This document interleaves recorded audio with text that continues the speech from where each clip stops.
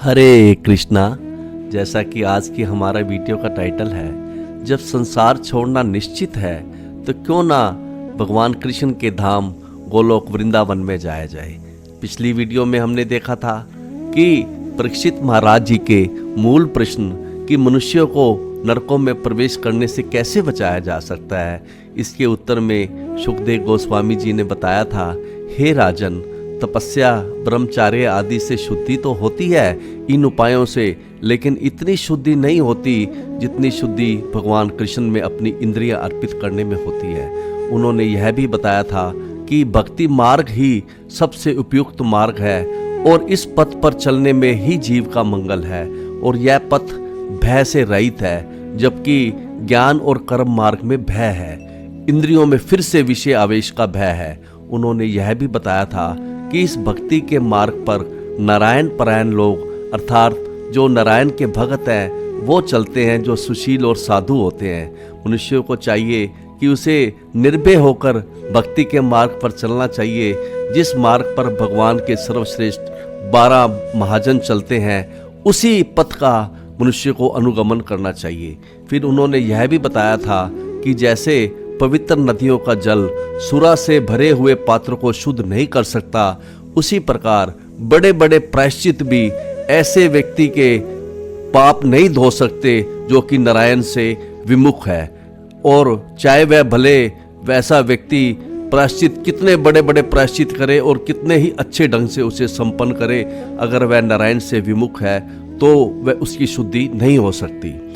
उसके बाद उन्होंने यह भी बताया था कि जो मूल प्रश्न का उत्तर देते उन्होंने बताया था कि मनुष्यों को नरकों में प्रवेश करने से कैसे बचाया जा सकता है। इसके उत्तर में उन्होंने बताया था कि जिन लोगों ने एक बार भी अपने मन को भगवान कृष्ण के चरण कमरों पर लगाया है, जो उसके नाम रूप गुण तथा लीलाओं द्वारा आकृष्ट हो चुके हैं, नरक जाने की तो बात छोड़िए, वह तो स्वप्न में भी यमराज जी और उनके दूतों को नहीं देखते।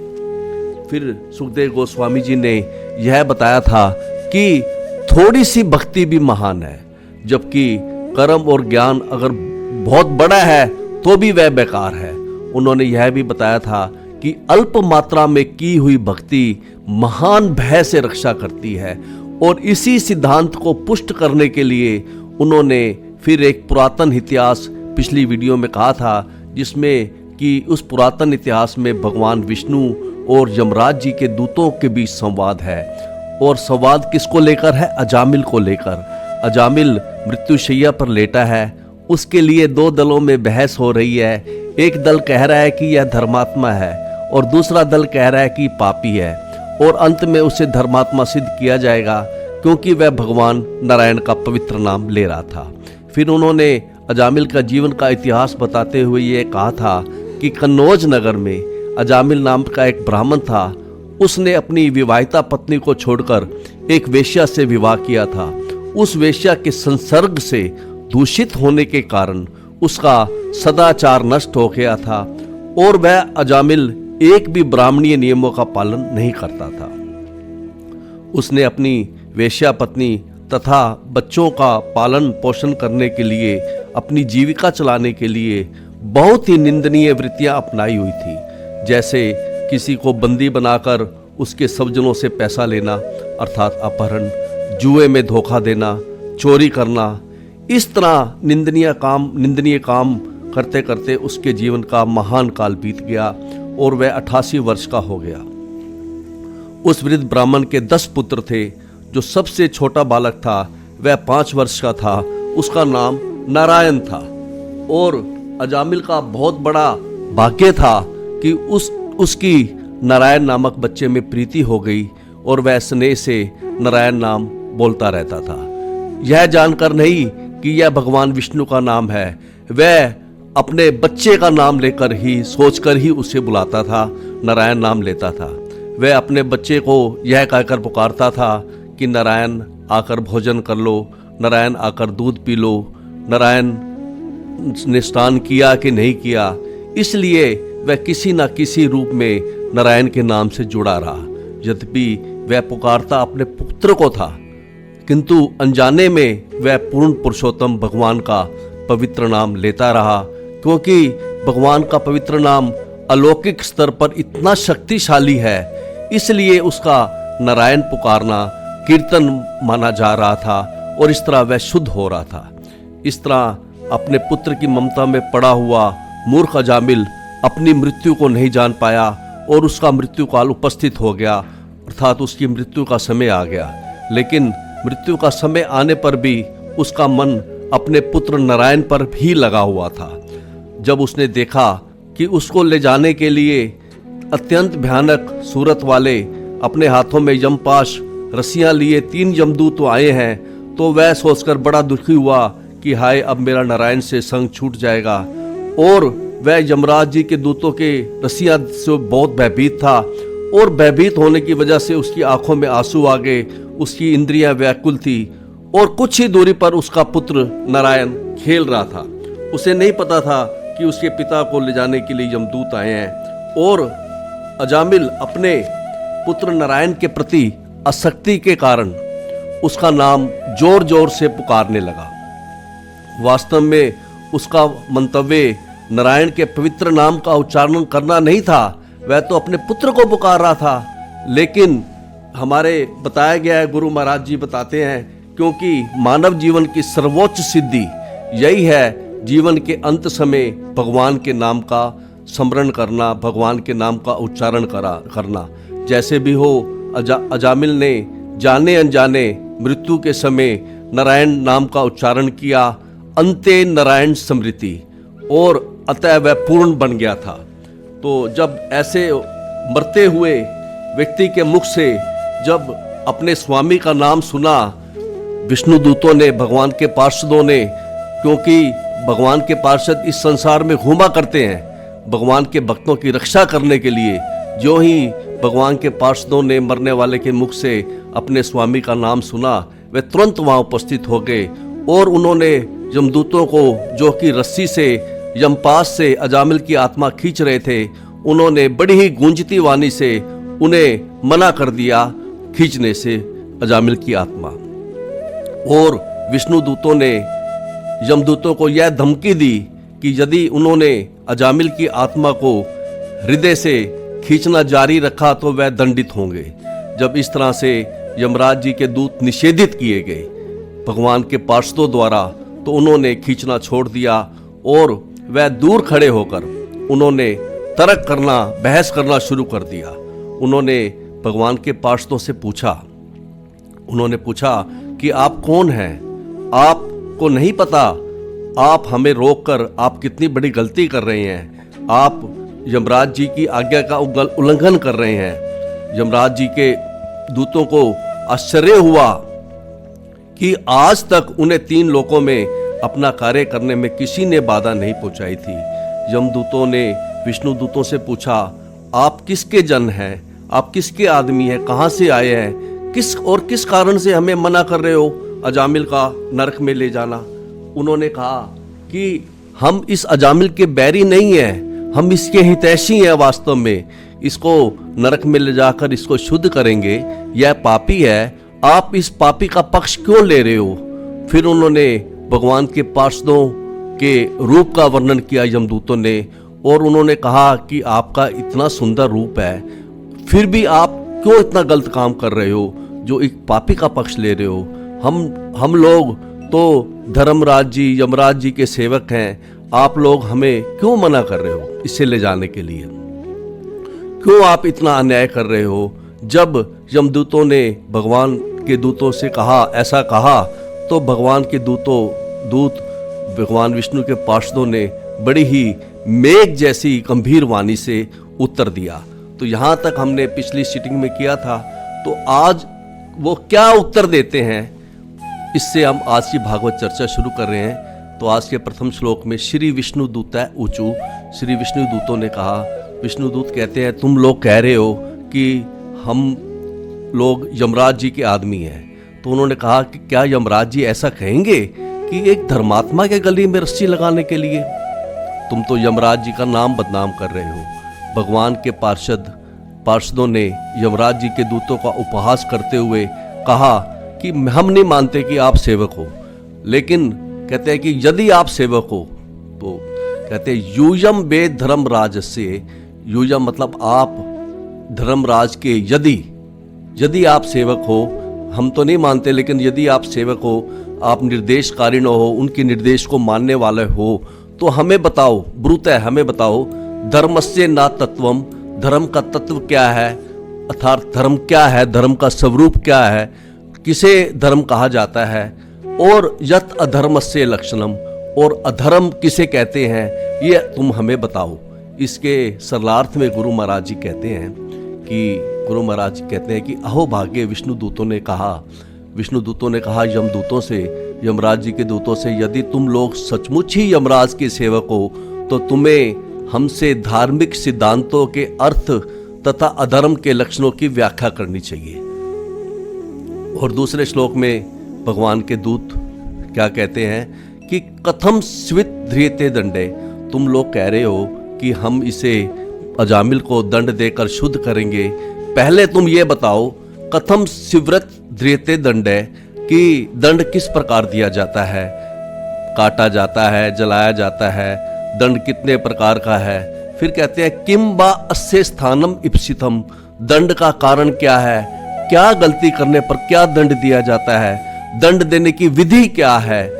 फिर कहते हैं कि दंड्या किम कारिण है सर्वे, कहते हैं कि दंड्या जितने लोग कर्म करते हैं क्या सभी लोग दंड के पात्र हैं। फिर कहते हैं कि आहो स्वित अथवा कतिचित निर्णाम, या कुछ ही प्राणी जो पापी हैं उनको ही दंड दिया जाता है। तो इस तरह से जब उन्होंने क्वेश्चन किया, ऐसी क्वारी की, इसके सरलार्थ में गुरु महाराज जी लिखते हैं कि भगवान के दूतों ने कहा, यमदूतों से पूछा कि दूसरों को दंड देने की विधि क्या है, क्या प्रोसीजर है, दंड के वास्तविक पात्र कौन है, किनको दंड मिलेगा, ये कैसे डिसाइड होता है, क्या सकाम कर्मों में लगे सारे कर्मी दंडनीय हैं या उनमें से कुछ ही हैं। तो जब ऐसा प्रश्न पूछे भी कौन ऐसे लोग हैं जो दंड के पात्र हैं, तो इसके आगे गुरु महाराज जी ने बताया है। गुरु महाराज जी कहते हैं कि जैसे आध्यात्मिक जगत पूर्ण सृष्टि का 3/3 भाग है और भौतिक जगत 1/4 भाग है। जीव तो असंख्य हैं, जिनमें से अधिकांश आध्यात्मिक जगत में है और नित्य मुक्त है। 3/4 जो जीव हैं वो तो नित्य मुक्त हैं, वो आध्यात्मिक जगत में रहते हैं। इन मुक्त जीवों के विषय में निर्णय करने का प्रश्न ही नहीं उठता। ये जो मुक्त जीव हैं ये तो यमराज जी के अधिकार में क्षेत्र में आते ही नहीं। थोड़े से ही जीव, शायद 1/4 जीव जो कि भौतिक जगत में रहते हैं। और उसके बाद कहते हैं कि भौतिक जगत में भी जीवों का जो प्रमुख अंग 84 लाख योनियां हैं, जैसे कि इस स्लाइड में भी दिखाया गया 84 लाख योनियां हैं, जिसमें से 4 लाख मनुष्य की योनियां हैं। कहते हैं कि 84 लाख योनियों में से 80 लाख जो योनियां हैं, जो ऊपर वाली ये जो 80 लाख योनियां हैं, ये तो निम्न मनुष्यों से निम्न है, मनुष्यों से नीची योनियां हैं। ये जीव योनियों दंडनीय नहीं है, अर्थात इन योनियों में ये दंडनीय नहीं है, ये यमराज जी के क्षेत्र में नहीं आती इनको दंड देना, क्योंकि ये योनियां प्रकृति के नियमों के अंतर्गत वे स्वतः विकास कर रही हैं। फिर बताते हैं कि चेतना में उन्नत मनुष्य, जो मनुष्य हैं जिनकी चेतना ऊंची है, वे ही जो उत्तरदायी हैं, वो ही सिर्फ दंडनीय है। और ऐसा नहीं है कि सभी मानव, सभी लोग ही दंडनीय हैं। उनमें से जो लोग उच्च पवित्र कार्यों में लगे हैं वे दंड से परे हैं, और जो पाप कर्मों में लगे हैं सिर्फ वे ही दंडनीय हैं। इसलिए विष्णु दूतों ने पूछा, उन्होंने स्पष्ट पूछा कि कौन दंडनीय है। तो अगले श्लोक में इसका आप उत्तर दे रहे हैं यमदूत ऊंचू। यमराज जी के दूत उत्तर देते हैं। उन्होंने पूछा था कि धर्म क्या है, अधर्म क्या है, ये बताओ। तो इसका उत्तर और ये पूछा है कि दंड किस प्रकार दिया जाता है, दंड की विधि क्या है। जब इस तरह से प्रश्न पूछे तो यमदूत जी ने, यमराज जी के दूतों ने उत्तर दिया, यमदूता ऊंचू। उन्होंने उत्तर दिया, वेद प्रणिहित धर्म ही अधर्म तत्व विपर्य। उन्होंने कहा कि जो वेदों से स्वीकृत है, यमराज जी के दूत पढ़े लिखे सुप्रीम जज जो यमराज जी हैं उनके आदमी हैं, उनको वे तुरंत बोलने लगे। उन्होंने कहा कि जो वेदों में स्वीकृत है, जो वेदों में जिस काम को करने के लिए कहा गया है उसे धर्म कहते हैं, और जो उसका उल्टा तत्विपर्य, उसका उल्टा अर्थात वेदों में जिस काम के लिए मना करा गया है, जिसका निषेध किया गया है, उसे ही अधर्म कहते हैं। तो बड़ा ही सुंदर उत्तर उन्होंने दिया कि जो वेदों में लिखा है कि ये काम करना चाहिए वो धर्म है, और उसका उल्टा जो लिखा गया है कि ये काम नहीं करना चाहिए, जो निषेध है, वो अधर्म है। और फिर उन्होंने कहा कि वेद है साक्षात नारायण साक्षात, कि वेद जो है वो साक्षात नारायण है, क्योंकि समस्त वेद भगवान के श्वास से निकले हैं। इसलिए भगवान और भगवान के, क्योंकि भगवान और भगवान के श्वास में कोई अंतर नहीं है, इसलिए वेद जो है साक्षात नारायण है। फिर उन्होंने कहा कि वेद जो है स्वयंभू है, जैसे भगवान स्वयंभू है, भगवान अनादिकाल से हैं, इसी तरह से वेद भी जो है स्वयंभू है। इति सुश्रुम, ऐसा हमने सुना है यमराज जी के मुख से। यमराज जी बड़े अधिकारी हैं, कितना सुंदर उत्तर दिया यमराज जी के दूतों ने कि वेदों के दिव्य शब्द तो पूर्ण पुरुषोत्तम भगवान के मुख से निकले हैं, और वे साक्षात नारायण है। इसके सरलार्थ में गुरु महाराज जी लिखते हैं कि यमदूतों ने उत्तर दिया, जो वेदों द्वारा संस्तुत है, जो वेदों द्वारा कहा गया है कि यह काम करना चाहिए, वही धर्म है, और इसका उल्टा जो वेदों में लिखा है कि नहीं काम करना चाहिए, वो अधर्म है।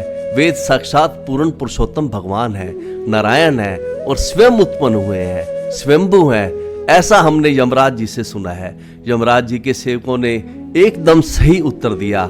उन्होंने धर्म या अधर्म के नियमों को गढ़ने की बजाय उन्होंने यमराज जी के मुख से जो सुना था, उन्होंने वही बोल दिया कि ऐसा हमने यमराज जी के मुख से सुना है। अब जैसे कि हम जानते हैं कि भगवान के 12 महान भक्तों महाजनों में से एक यमराज जी हैं, और मनुष्य को चाहिए कि हमें जो भगवान के महाजन हैं, भगवान के सर्वश्रेष्ठ भक्त हैं, ऐसे व्यक्तियों का हमें अनुसरण करना चाहिए। यमराज जी 12 अधिकारियों सर्वश्रेष्ठ भक्तों में से एक है, इसलिए यमराज जी के सेवकों अर्थात यमदूतों ने पूर्ण स्पष्टता के साथ उत्तर दिया। उन्होंने पूर्ण स्पष्ट रूप से कह दिया कि हमने ऐसा सुना है यमराज जी के मुख से। और उसके बाद उन्होंने, क्योंकि उन्होंने पिछले श्लोक में बताया था कि वेद है नारायण साक्षात, कि वेद साक्षात नारायण है, जब उन्होंने ऐसे नारायण का नाम लिया, यद्यपि भगवान के पार्षदों ने पूछा नहीं, लेकिन यमराज जी के दूत समझ रहे थे कि भगवान के दूत पूछेंगे कि नारायण कौन है। अब वो इस श्लोक में नारायण की परिभाषा दे रहे हैं। वो कहते हैं कि नारायण समस्त कारणों के परम कारण रूप नारायण है, और नारायण येन सब धामनी अमी। नारायण, यमदूत कहते हैं कि नारायण जी अपने आध्यात्मिक जगत में, अपने स्थान आध्यात्मिक जगत में रहते हुए, भावा रजय सत्व तमय मया, वहाँ रहते हुए वे भौतिक प्रकृति के तीनों गुण, रजोगुण, सतोगुण और तमोगुण के अनुसार संपूर्ण जगत का वो नियंत्रण करते हैं। और उसके बाद अगली पंक्ति में कहते हैं कि पूरे जगत में जितने भी जीव हैं, भगवान ने सब जीवों को उत्पन्न किया है, उनको उनके गुण अलग अलग हैं। किसी का कोई शांत स्वभाव है, किसी का घोर स्वभाव है, सबका नाम अलग अलग है। जैसे कोई ब्राह्मण है, कोई क्षत्रिय है, कोई वैश्य है, वर्णाश्रम धर्म के अनुसार सबकी क्रिया अलग अलग है। कोई नौकरी करता है, कोई अध्ययन करता है, कोई खेती करता है, सबका रूप अलग अलग है।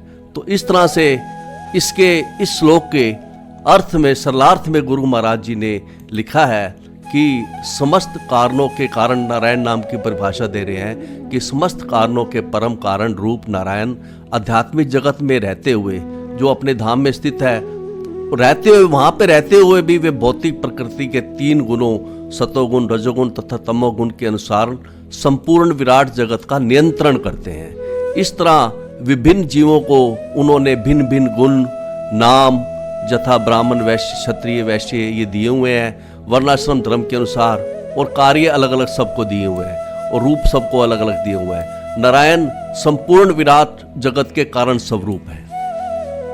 तो उन्होंने इस तरह से यमदूतों ने नारायण जी की, भगवान नारायण की परिभाषा दी। नारायण जिनके द्वारा समस्त प्राणियों जीवों को जन्म मिलता है। कोई सतोगुणी जीव है, कोई रजोगुणी जीव है, कोई तमोगुणी जीव है। बहुत से प्राणियों की सृष्टि भगवान नारायण ने की है। जैसे कोई देवता है, कोई दानव है, कोई मनुष्य है, पशु पक्षी है। नारायण वह है जो सबको भोजन दे रहे हैं, सबका पालन कर रहे हैं, वह नारायण है। भगवान नारायण ने अपने शरीर में ही सृष्टि की है। सारा जगत भगवान के अंदर है। भगवान ने अर्जुन को माँ यशोदा का विराट रूप दिखाया था कि कैसे संपूर्ण संसार भगवान के अंदर ही है। तो अगले श्लोक में यमदूत कहते हैं, क्योंकि उन्होंने पूछा था दंड देने की क्या विधि है, पूछा था भगवान के दूत पूछा था उन्होंने यमराज जी के दूतों से कि तुम्हें लोगों को कैसे पता चलता है कि किसने क्या अधर्म किया है, किसने क्या पाप किया है, तुम्हें कैसे पता चलता है कि इस फलां व्यक्ति ने पाप किया है। तो इसके उत्तर में यमराज जी के दूत कहते हैं कि इसके देहधारी साक्षिना, ये जो पाप कर्मों के जो साक्षी हैं, देहधारी जीव के इतने लोग साक्षी हैं, 12 लोग साक्षी हैं। पहला साक्षी कौन है? पाप करने का साक्षी गवाह कौन है? पहले है सूर्य भगवान। सूर्य भगवान कहते हैं कि हमारी आंखों में है। अग्नि देवता जो कि हमारी जीभ पे हैं। खम अर्थात आकाश जो है वो हमारे अंदर भी है, बाहर भी है। मरुत देवता, वायु देवता, वायु हमारे अंदर भी है, बाहर भी है। फिर कहते हैं कि सोम चंद्रमा देवता, अर्थात मन से हमने क्या सोचा, यह सब भगवान सोम, भगवान चंद्रमा के पास सब रिकॉर्ड रहता है। चंद्रमा मन के देवता है। फिर कहते हैं संध्या के कंट्रोलिंग देवता। अहनी दिन और रात के कंट्रोलिंग देवता, दिशाओं के देवता। फिर कहते हैं कम अर्थात जल के देवता वरुण देवता। कु पृथ्वी, कहते हैं ये 12 हुए। सूर्य, अग्नि, आकाश, वायु, सोम, संध्या, दिन रात, दिशाएं, जल और पृथ्वी देवता। वो कहते हैं इनके होने के साथ साथ जो हमारे स्वामी हैं, स्वयं धर्म है, जो हमारे यमराज जी या परमात्मा जी, ये भी हम सभी जीवों के भौतिक हृदय में रहते हैं। और ये भी बहुत बड़े, सबसे बड़े गवाह तो यही है, यमराज जी या परमात्मा। तो इसके सरलार्थ में गुरु महाराज जी लिखते हैं, गुरु महाराज जी लिखा है कि सूर्य, अग्नि, आकाश, वायु, देवगण, चंद्रमा, संध्या, दिन रात, दिशाएं, जल, स्थल तथा स्वयं परमात्मा, ये सब जीवों के कार्यों के साक्षी हैं। ये साक्षी हैं कि किस व्यक्ति ने क्या पाप किया है, कोई इनसे छिप नहीं सकता। तो इनसे कोई छिप नहीं सकता कि किसी ने क्या पाप किया है। अगले श्लोक में कहते हैं कि यमराज जी के दूत कहते हैं कि ऐते अधर्म विज्ञात, तो इनसे अधर्म विज्ञात, इन सब गवाहों से ये पता चल जाता है कि अधर्म की पाप हुआ है। अब ये क्लियर हो गया कि पाप का पता चल गया, इतने साक्षी हैं।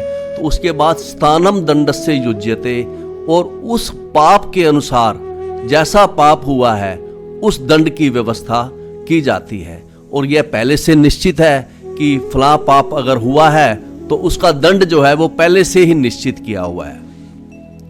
भगवान के पार्षदों ने पूछा था कि क्या जितने कर्म करने वाले लोग हैं क्या वे सब दंड के पात्र हैं? तो इसके उत्तर में कहते हैं हाँ, सर्वे कर्म अनुरोधेन दंडम अर्हंति कारिणा, सभी जो भी जितने कर्म करने वाले हैं वो सब दंड के पात्र हैं, लेकिन अपने अपने कर्म अनुरोधेन, अपने अपने कर्म के अनुसार। इसके सरलार्थ में गुरु महाराज जी ने लिखा है कि दंड के पात्र वे हैं जिनकी पुष्टि इन अनेक साक्षियों, इन अनेक गवाहों ने की है, जैसे सूर्य आदि देवताओं ने, कि वे निर्दिष्ट नियमित कार्यों से विचलित हुआ है। सकाम कर्म में लगा हुआ प्रत्येक व्यक्ति अपने पाप कर्मों के अनुसार दंड दिए जाने के लिए उपयुक्त होता है। तो इतने गवाह है, ये निश्चित है कि कोई किसी ने पाप किया है तो बच जाए, ऐसा प्रश्न ही नहीं है। और जो कर्म करने वाले हैं वो स्वाभाविक है, पाप करेंगे ही। तो आगे उन्होंने बताया है कि किस तरह से कौन से पाप की क्या दंड मिलता है। ये इसका वर्णन 5वें स्कंद के 26वें अध्याय में सुखदेव गोस्वामी जी पहले भी कर चुके हैं कि उन्होंने बताया कि यह निश्चित है कि फलां अगर पाप किया जाए तो यह दंड मिलता है। जैसे इस प्रथम चित्र में ये दिखाया गया है कि जो भी व्यक्ति शराब पीता है उसे अहापान नरक में ले जाया जाता है। अहा मतलब लोहा, लोहे का उसको पान अर्थात उसको लोहे का पान कराया जाता है, जहाँ यमराज जी के एजेंट उसे पिघला हुआ लोहा पीने के लिए मजबूर करते हैं। तो यह निश्चित हुआ कि शराब पीने पर यह दंड मिलेगा। इसी तरह से चोरी के लिए संदर्शा नामक नरक में ले जाया जाता है। और उसके बाद तीसरे चित्र में ये दिखाया कि कोई व्यक्ति किसी के साथ अवैध यौन संबंध बनाता है तो उसे ये सजा दी जाती है, उसके लिए दंड निश्चित है। फिर ये भी दिखाया गया है चौथे में कि जो लोग गरीब जानवरों को जिंदा पकाते हैं ऐसे पापियों को यमदूत कुंभी पाक नरक में उबलते तेल में पकाते हैं। तो ये दंड भी निश्चित है कि कौन सा पाप किया है उसका दंड भी निश्चित है। गवाह भी हैं और सबसे बड़ा गवाह तो यही है यमराज जी या परमात्मा जी सब जीव के हृदय में रहते हैं। और ये निश्चित है कि पाप करने वाला दंड से बच ही नहीं सकता। उसके बाद वो अगले श्लोक में कहते हैं कि संभवंती ही भद्रानी, यमराज जी के दूत कहते हैं संभवंती ही भद्रानी विप्रतानी च अनगा, कहते हैं कि हे अनघो, हे निष्पाप पुरुषों, आप लोगों ने तो कोई पाप नहीं किया तभी तो आप लोगों ने इतना सुंदर शरीर पाया है।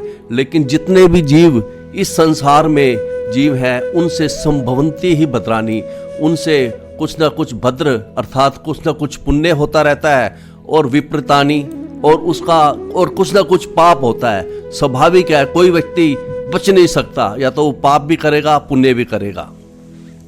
कई बार हम देखते हैं कि ना चाहते हुए भी पुण्य हो जाता है। जैसे मान लो कोई व्यक्ति तीर्थ यात्रा में गया, दूसरे को देख के उसने दान दे दिया तो ना चाहते हुए भी उससे पुण्य हो गया। और कई बार ये देखते हैं कि ना चाहते हुए भी कई बार पाप हो जाता है। तो ये ऐसा बताया है, ये इस प्रथम पंक्ति में यही बताया है कि हे निष्पाप पुरुषों, इस संसार में जीवों से कुछ भद्र कर्म और कुछ अभद्र कर्म, कुछ पाप और कुछ पुण्य होते रहते हैं। क्योंकि जो कारिणाम गुणे संग अस्ति, क्योंकि जो कर्म करने वाला है कारिणाम है उसे गुण संग अस्ति, उसे प्रकृति के गुणों का संग प्राप्त है।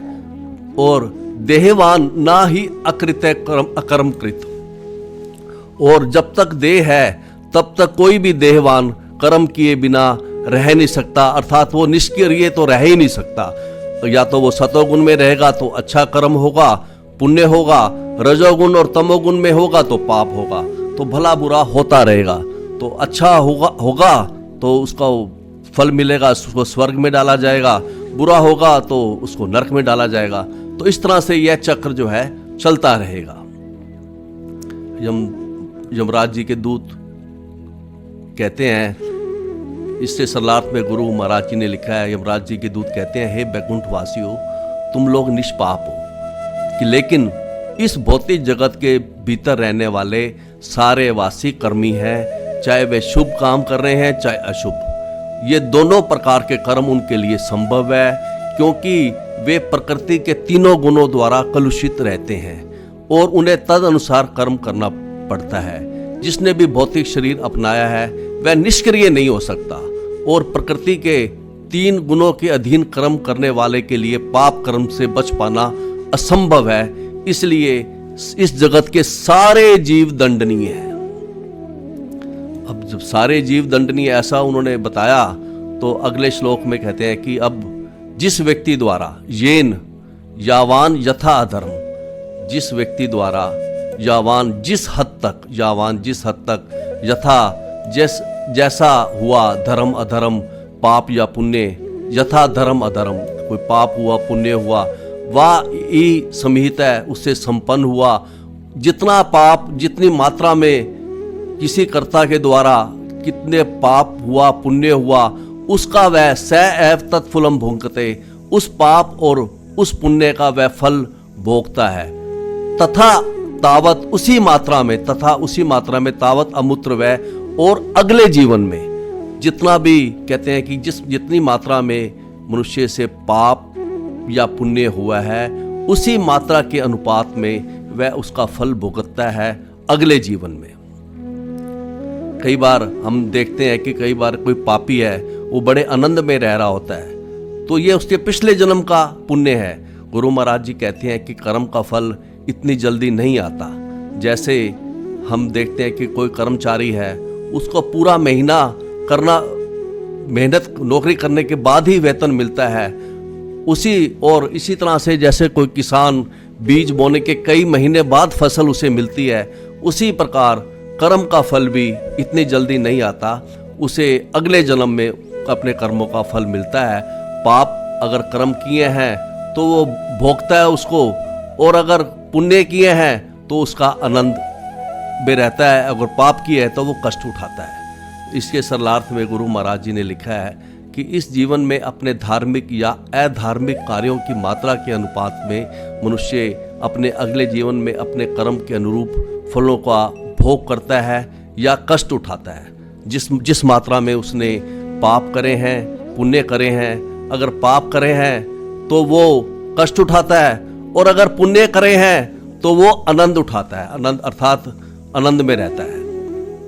तो इसी को आगे इसी श्लोक की व्याख्या करते हुए गुरु महाराज जी ने एक गीता का श्लोक का उदाहरण दिया है, भागवत गीता के 14वें अध्याय के 18वें श्लोक में, कि ऊर्ध्वम गच्छन्ति सत्वस्था मध्य तिष्ठन्ति राजसा जघन्य गुण वृत्तिस्था अधो गच्छन्ति तामसा।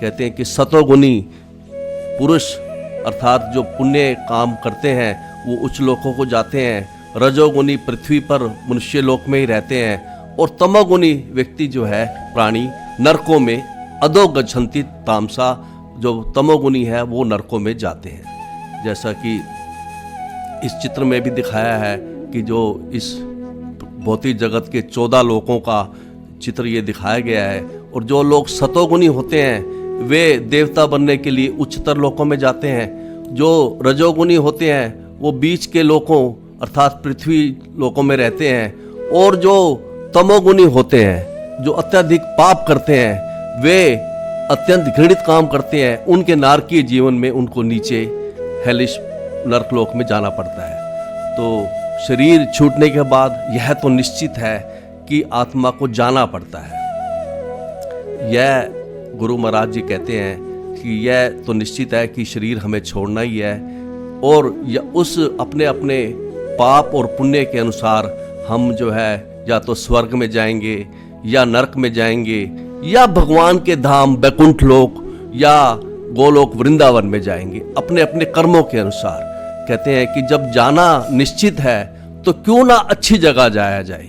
कहते हैं कि जैसे हम इस भौतिक जगत में भी देखते हैं कि जब हमें कोई नया मकान, कोई प्लॉट कोई लेना होता है तो हम अच्छी जगह लेते हैं। कोई फ्लैट लेना है तो अच्छी जगह सोच समझ के लेते हैं कि यह जगह अच्छी है, अच्छी जगह पे लेते हैं प्लॉट। तो उसी तरह से जब यह निश्चित है कि हमें यह संसार छोड़ना है, संसार अगर निश्चित ना होता फिर तो अलग बात थी। जब यह निश्चित ही है कि हमें यह संसार छोड़ना निश्चित है, तो क्यों ना हमें कोशिश करनी चाहिए कि हम कृष्ण के धाम अर्थात गोलोक वृंदावन में जाएं। तो इस तरह से जब ये प्रवचन अभी चलेगा, ये यमराज जी के दूत आगे बताएंगे कि इतने साक्षी तो हैं ही हैं, जो 12 साक्षी हैं भगवान हृदय में रहते हैं, और आगे ये भी बताएंगे कि अनुमान से भी पता चल जाता है कि कोई व्यक्ति पापी है या पुण्य आत्मा है। तो इसके आगे जो प्रवचन यमराज जी के दूतों का है वो हम अगली सीटिंग में लेंगे। तब तक के लिए हरे कृष्णा।